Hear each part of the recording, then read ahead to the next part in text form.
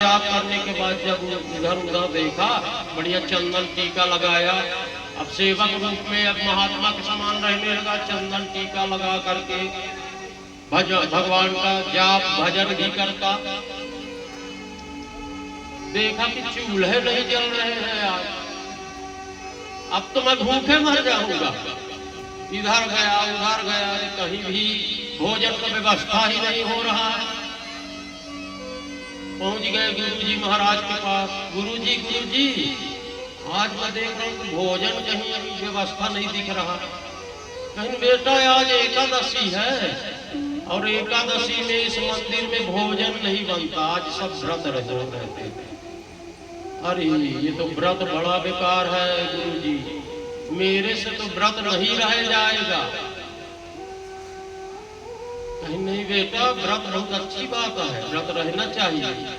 कहा नहीं महात्मन, आप सब चेला को व्रत पे रख लीजिए, सबको व्रत कराइए, मेरे को छोड़ दीजिए।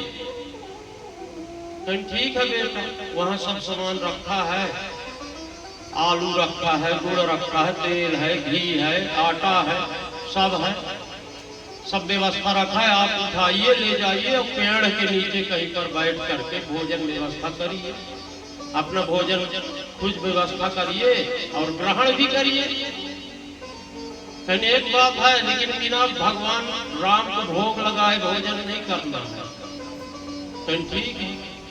अब भोजन सब बढ़िया अकेले के हिसाब से अपना सब सामान लिए, भोजन पकाए।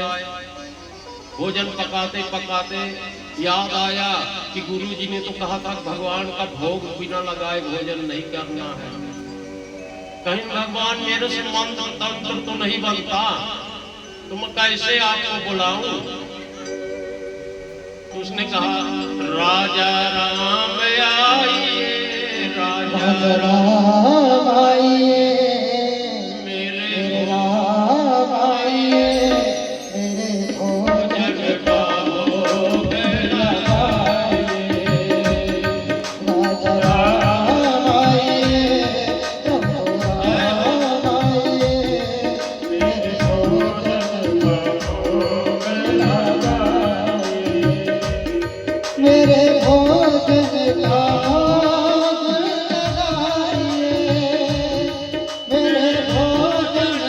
भोग लगाइए। राजा राम आइए, प्रभु राम आइए, मेरे भोजन का भोग लगाइए।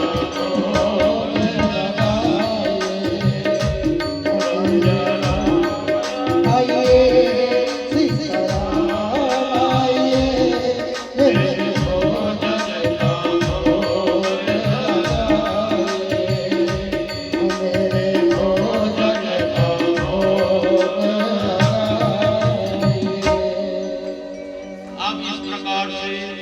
प्रभु को बुलाने लगे।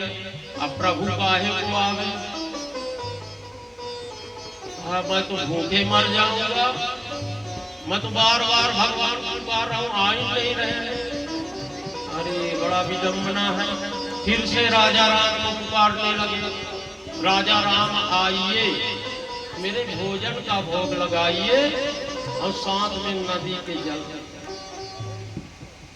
अब कई बार दीन भाव से पुकारने लगे, कहा राजा राम यदि आप नहीं आएंगे तो मैं भूखे मर जाऊंगा, इसलिए कृपा दृष्टि बरसाइए और आइए। प्रभु बड़े ही दयालु हैं, उसके इन दीन भाव को देखकर प्रभु प्रकट हो गए। लेकिन ये क्या हुआ, वो राजा राम को बुलाए, साथ में माता सीता भी पहुंच गए। बड़ा ही सुंदर प्रभु का स्वरूप, अलौकिक,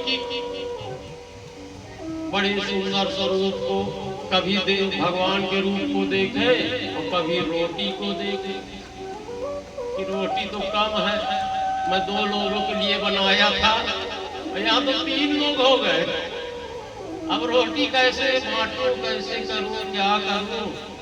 कहा चलिए ठीक है, भोग है, प्रसाद है, पाइए प्रभु। बड़ा उदास मन से बोला पाइए प्रभु। अब जो है थोड़ा प्रसाद था उसको 3 भाग बनाया। प्रभु को प्रसाद खिलाया, स्वयं भोग प्रसाद ग्रहण किया। प्रभु वहां से फिर चले गए, कुछ बोल पाता पहले ही अदृश्य हो गए। अरे प्रभु से तो मेरे को ये बात कहना था कि प्रभु मैंने एक को बुलाया तो आप दो आए, है ना, तो कहना था कि और वो कोई आने वाले नहीं है सांस में, पूछना था, लेकिन प्रभु पहले न अदृश्य हो गए। अब जो है इसी प्रकार दिन चलता रहा। फिर दूसरे महीना का एकादशी आ गया। कहा गुरुजी एक बात बताऊं? कहन क्या है बेटा? कहन आज ज्यादा थोड़ा नाच दीजिए। कहन क्यों बेटा? अरे कहीं एक को बुलाए तो दो आ जाते, इसलिए थोड़ा ज्यादा। कहन बहुत भूखा होगा गुरुजी, अब क्या जाने कि भगवान प्रभु स्वयं प्रकट हो गए। उन्होंने कहा ठीक है बेटा, ज्यादा भूख लगता होगा इसलिए बोल रहा है। इस कारण से उन्होंने ज्यादा थोड़ा अनाज दे दिया। भोजन पकाया, बढ़िया भोजन पका करके बैठ गए। अब भोग लगाने की बारी आई। राजा राम आइए, राजा राम आइए, सीताराम आइए, मेरे भोजन का भोग लगाइए। सीताराम आइए, राजा राम आइए, मेरे भोजन का भोग लगाइए। सीताराम आइए, राजा राम आइए, मेरे भोजन का भोग लगाइए।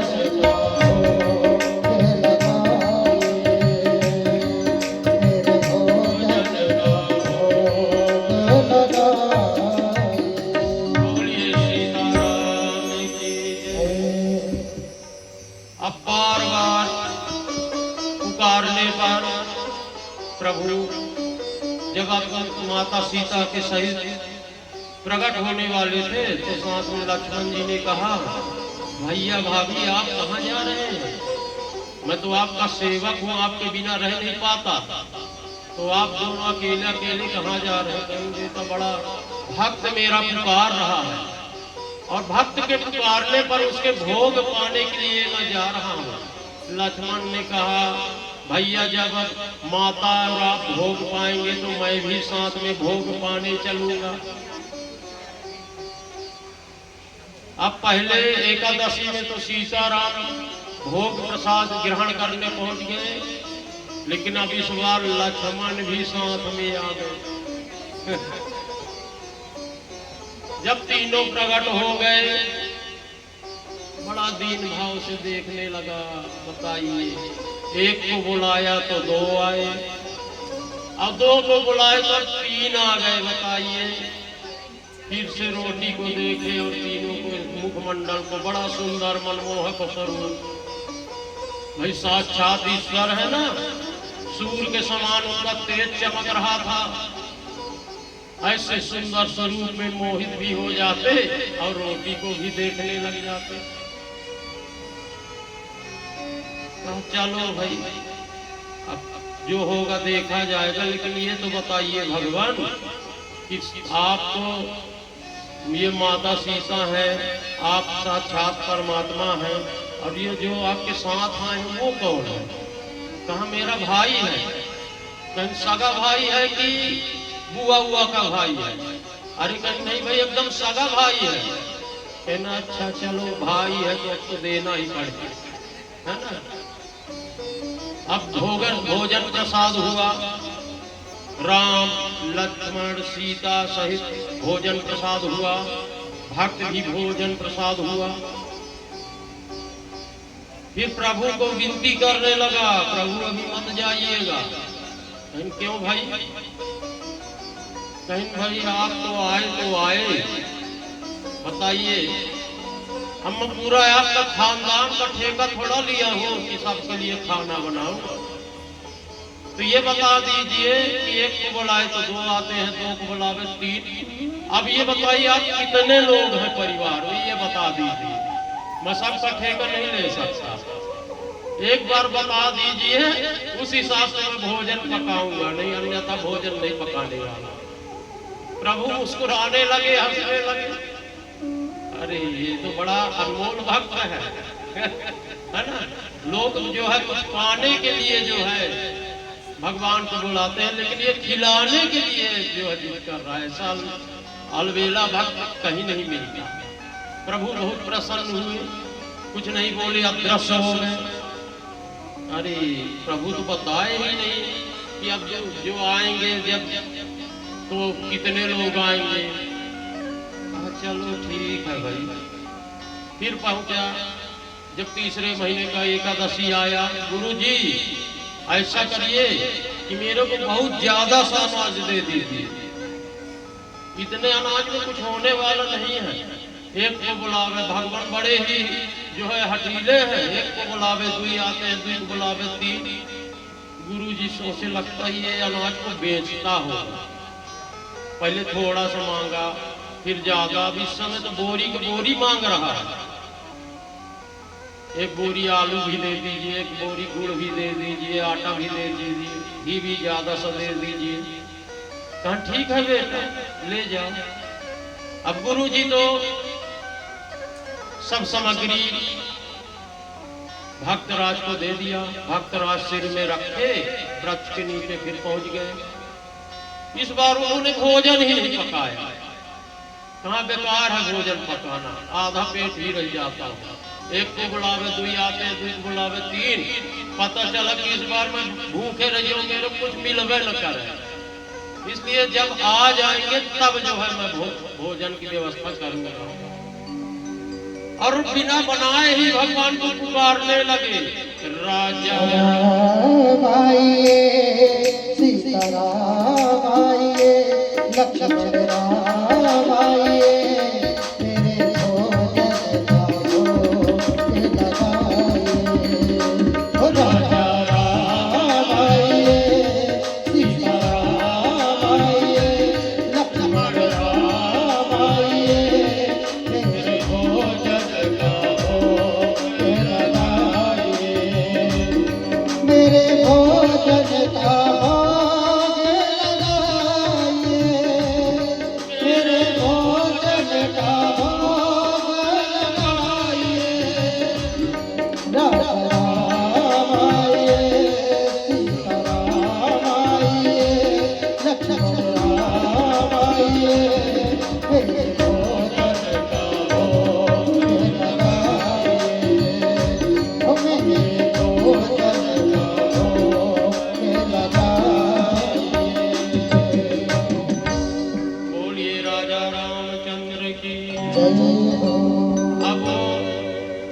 सब अनाज सिर पर रखकर जाने लगा। गुरुजी सोचे कभी इसको देखा जाए कि अनाज का करता क्या है ना।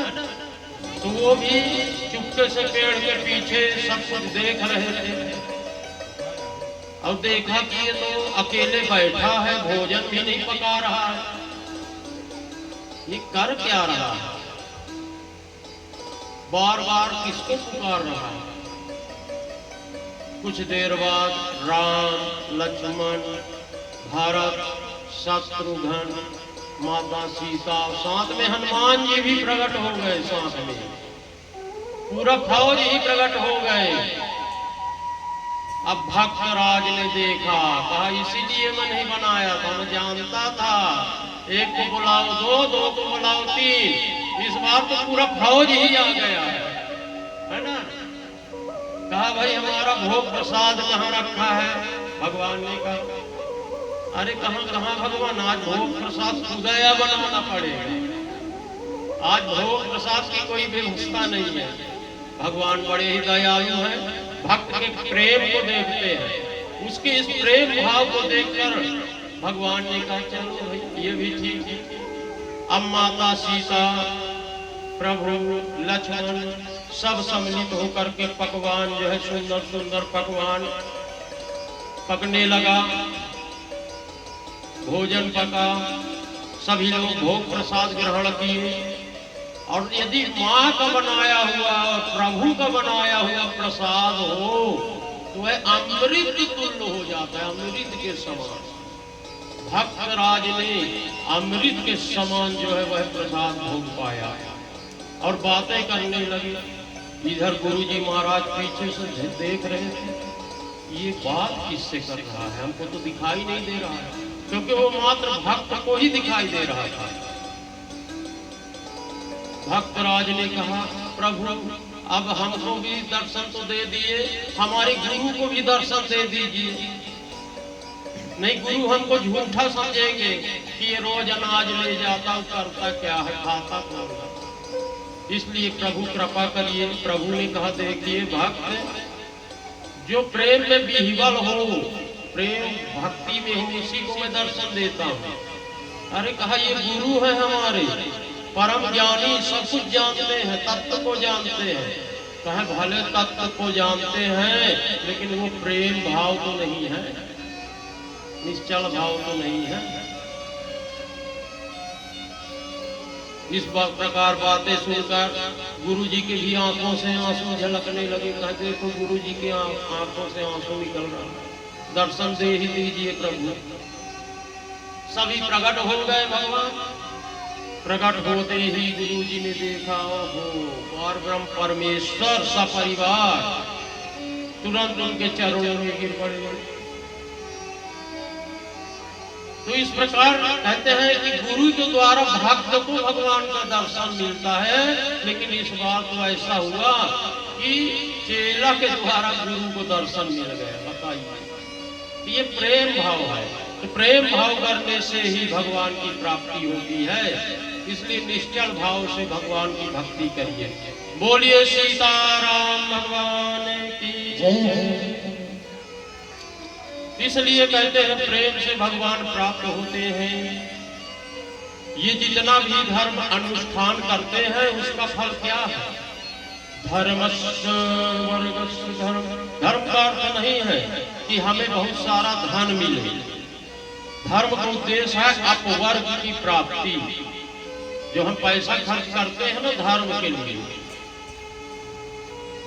तो अच्छे कर्म के लिए कर रहे हैं। अपवर्ग अर्थात मोक्ष। अब मोक्ष का नाम अपवर्ग क्यों है? अपता वर्ग अपवर्ग, जहां पर कोई वर्ग नहीं।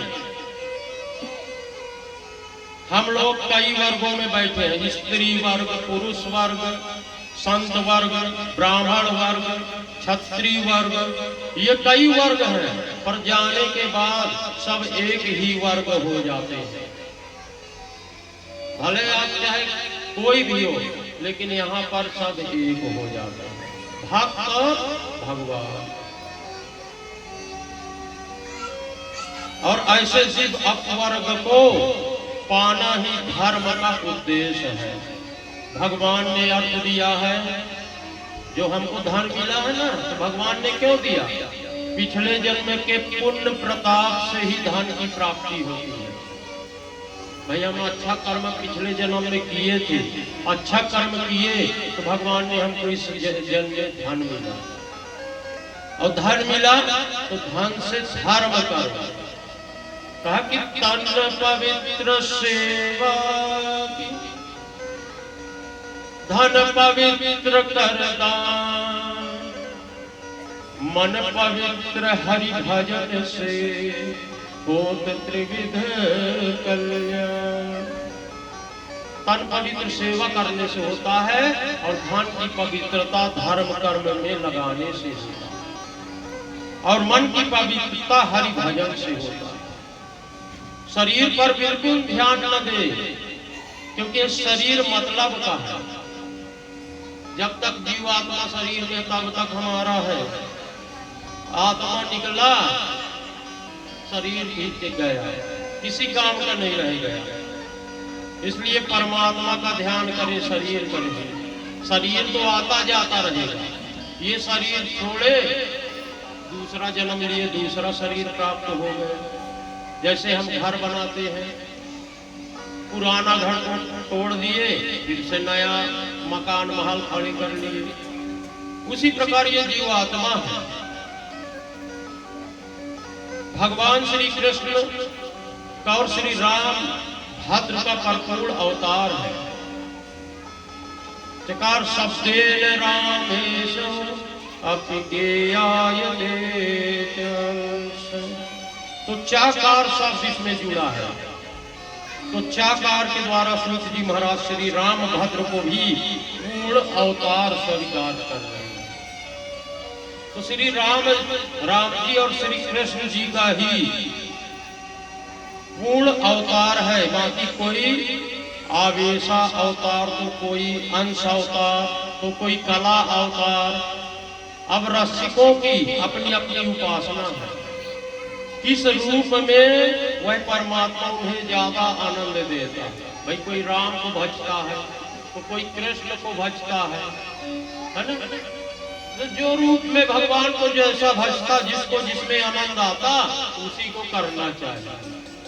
ईश्वर एक ही है। किसी को छैल छबीले कृष्ण कन्हैया बहुत अच्छे लगते हैं, तो किसी को मर्यादा पुरुषोत्तम राम जी के रूप में अच्छे लगते हैं तो दोनों एक ही। किसी को जटा झूठ और फक्कड़ भोले बाबा बहुत अच्छा लगते हैं। वही परमात्मा विभिन्न रूपों में प्रकट है। तुम्हें कौन सा रूप पसंद है? किसी को पूरी अच्छी लगती है, किसी को रोटी, किसी को समोसा। उसी प्रकार भगवान सबको अपना स्वाद रस अलग होता है। हरि व्यापक सर्वत्र समान, हरि व्यापक सर्वत्र समान, हरि व्यापक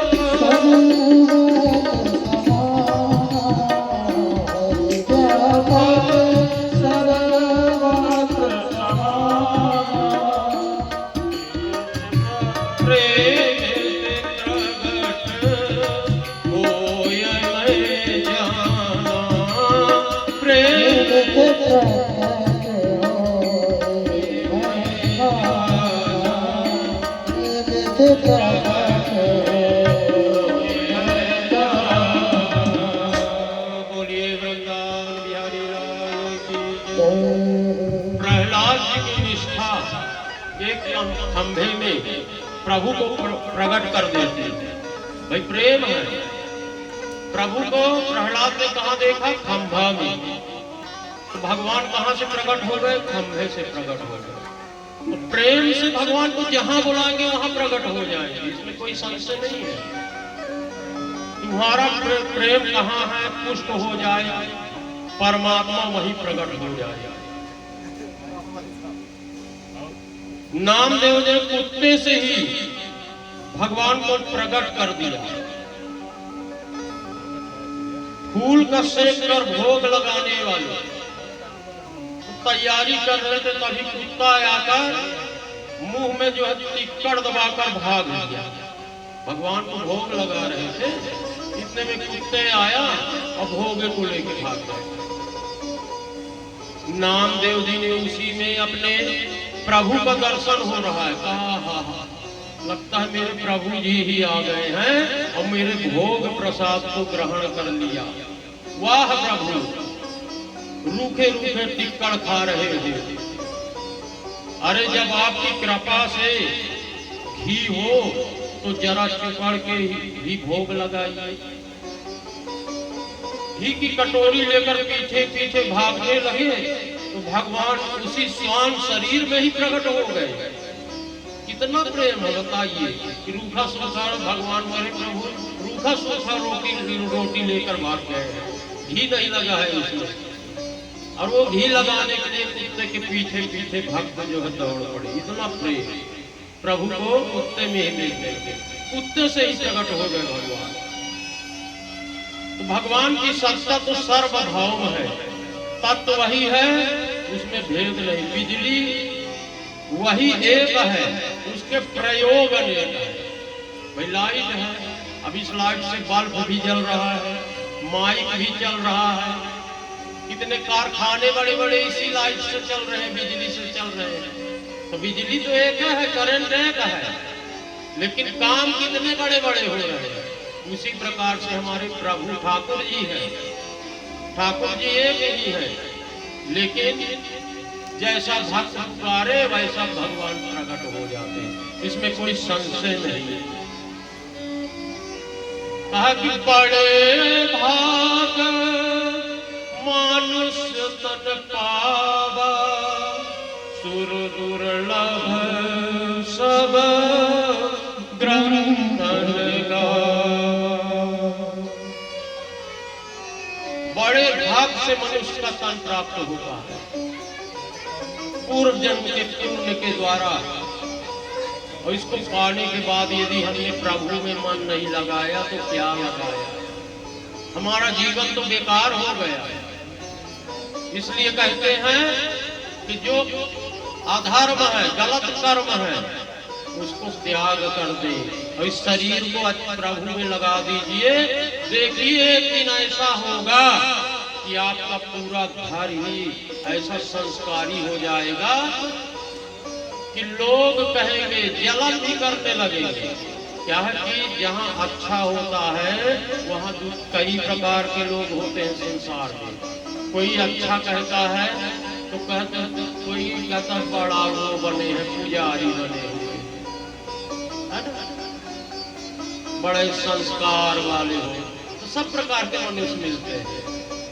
तो उसको ध्यान नहीं देना चाहिए, ये सोचे जो हो रहा सब अच्छा हो रहा, प्रभु की इच्छा से हो रहा, हमारी इच्छा से कुछ नहीं है। हम तो मात्र एक सहारा है, हमारा कर्म है भक्त प्रभु में मन लगाना, भजन करना, ध्यान करना, यही करना। इसलिए शरीर को हमेशा पवित्र रख करके प्रभु में मन लगाएं, तभी प्रभु की प्राप्ति होती है, जीवों का कल्याण होता है। इस कलिकाल में भी प्रभु के इच्छा के बिना कुछ नहीं होता, प्रभु के बिना कोई कार्य नहीं होता।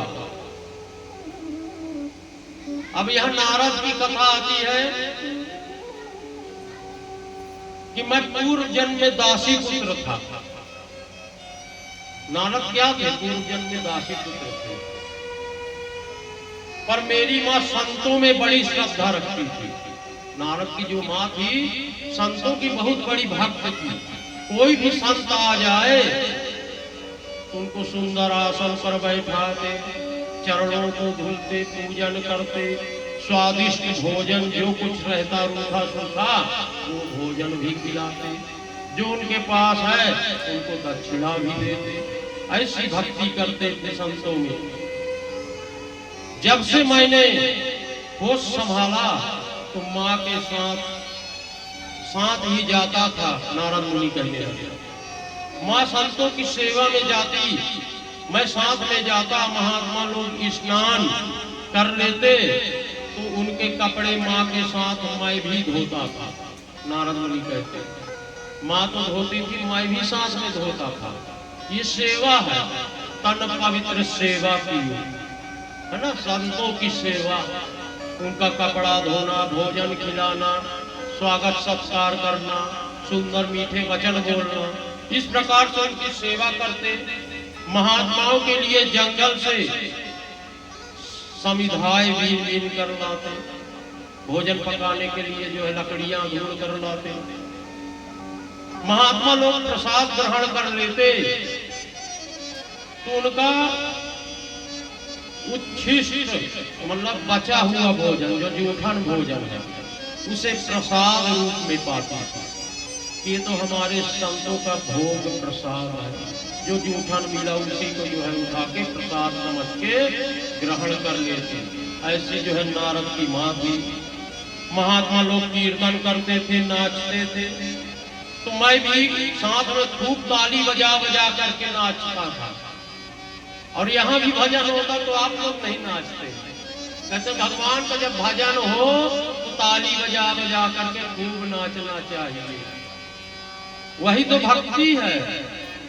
भक्त पागल के समान होता है। ये न सोचे कि कौन देख रहा है, क्या कहेंगे लोग, इसकी चिंता छोड़ दीजिए। ये देखिए कि मैं भगवान में इतना लीन हो गया हूँ कि मेरा शरीर क्या हो रहा है ना कुछ नहीं जानता। यही तो भक्ति है। इसीलिए नारद की माँ जो है ताली बजा बजा करके खूब नाचता। महात्मा लोग कथा कहते तो मैं खूब चित्त लगाकर मन लगा करके भगवान के मधुर कथा को सुनता। कथा संतों के बीच बैठकर सुनता था, उसे ध्यान से सुनता था।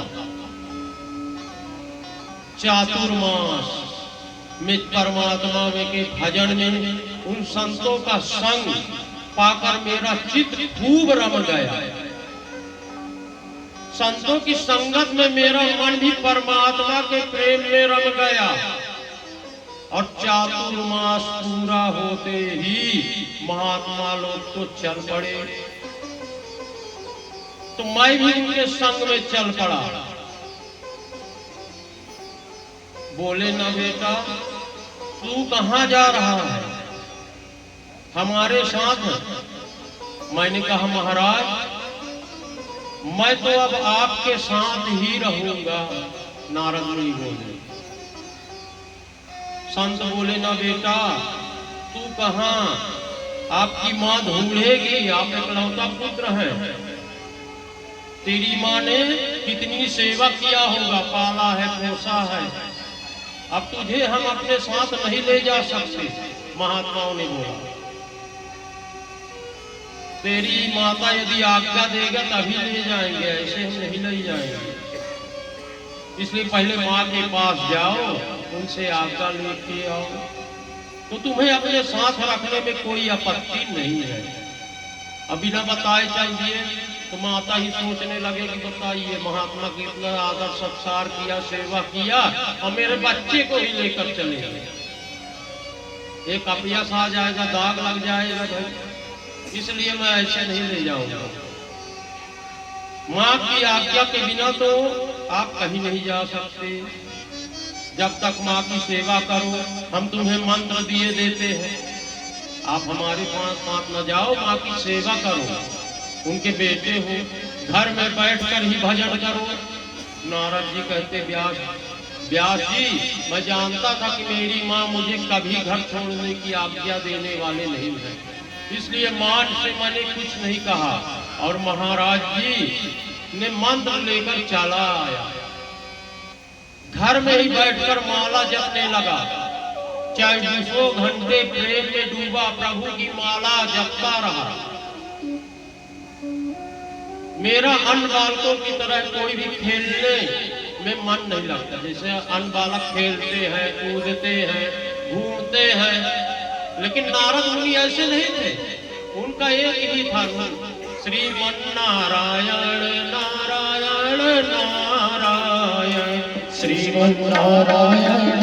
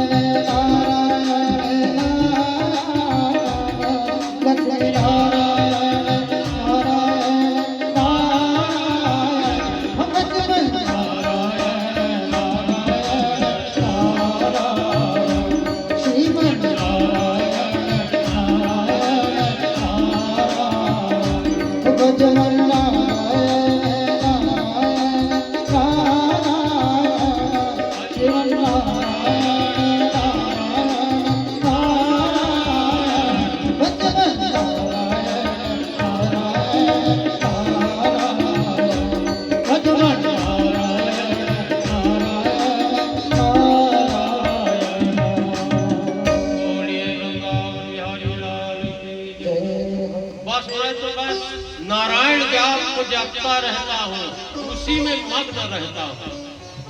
मेरा तो अन्न बालकों के साथ कोई भी जो है योग नहीं है। मैं भगवान के हरि भजन में ही मस्त रहता हूँ। मेरी माँ ने जब से मेरी ये स्थिति देखी है तो माँ को भय होने लगा कि कहीं मैं बाबा न बन जाऊं। डर गई है माँ। इस प्रकार से उनकी धड़कनें तेज हो गई। माताओं को इस बात का बहुत डर लगता है कहीं मेरा बेटा बाबा न बन जाए, कुछ न बन जाए। उसकी उतनी चिंता नहीं करती, कहीं चोर न बन जाए। लोग कहते हैं कहीं चोर न बन जाए, कहीं डकैत न बन जाए, कहीं नेता न बन जाए।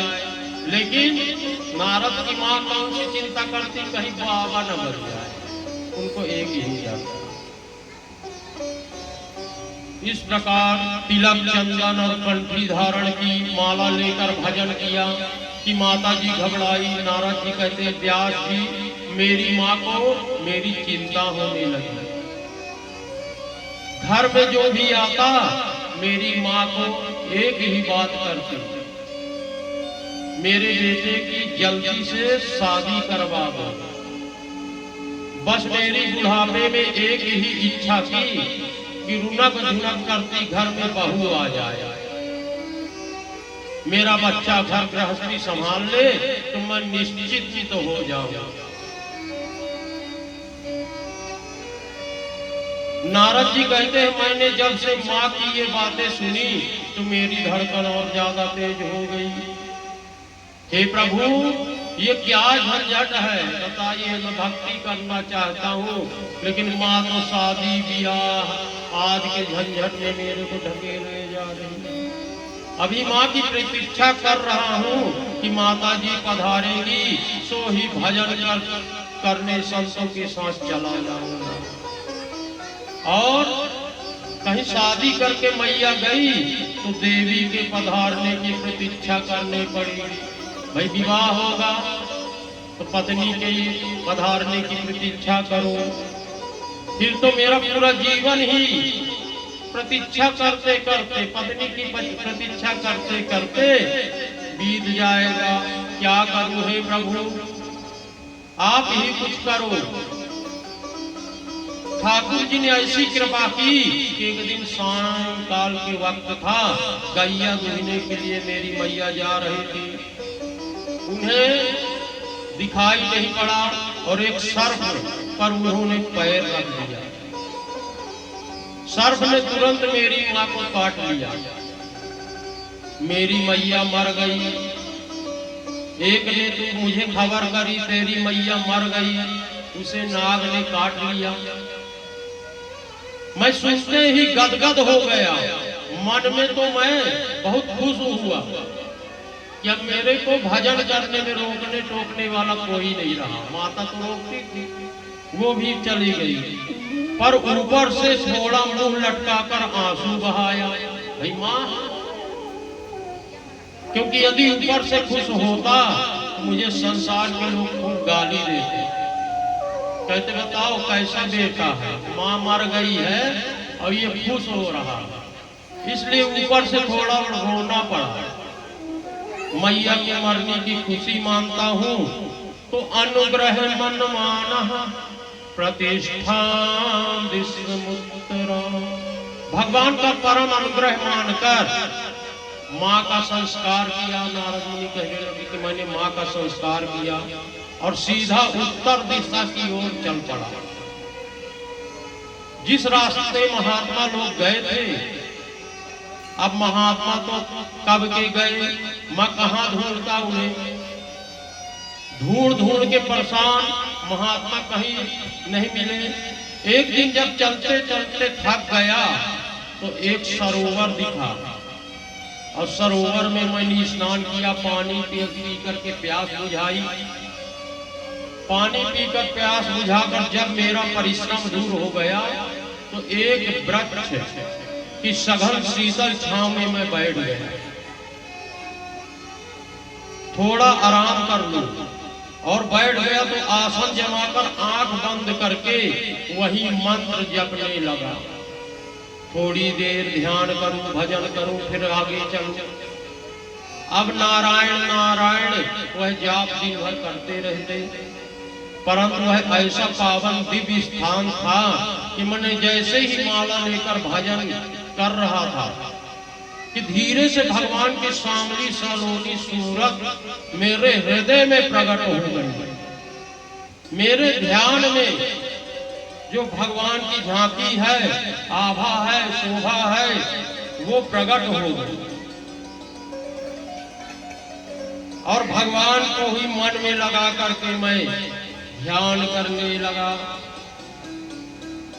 कहते हैं भगवान का मन जिनके अंदर लग जाए तो प्रभु अवश्य ही उनके हर मनोकामनाओं की पूरा करते हैं।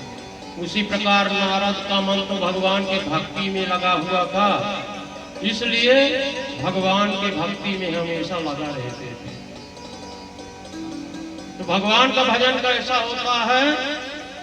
हमारो धन राधा श्री राधा श्री राधा, हमारो धन राधा श्री राधा श्री राधा, धन राधा श्री राधा श्री राधा श्री राधा, परम धन राधा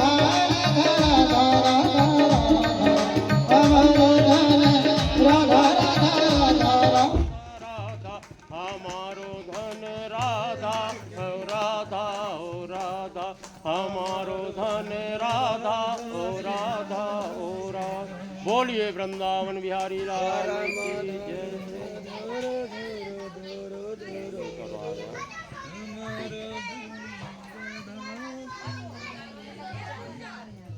बढ़िया।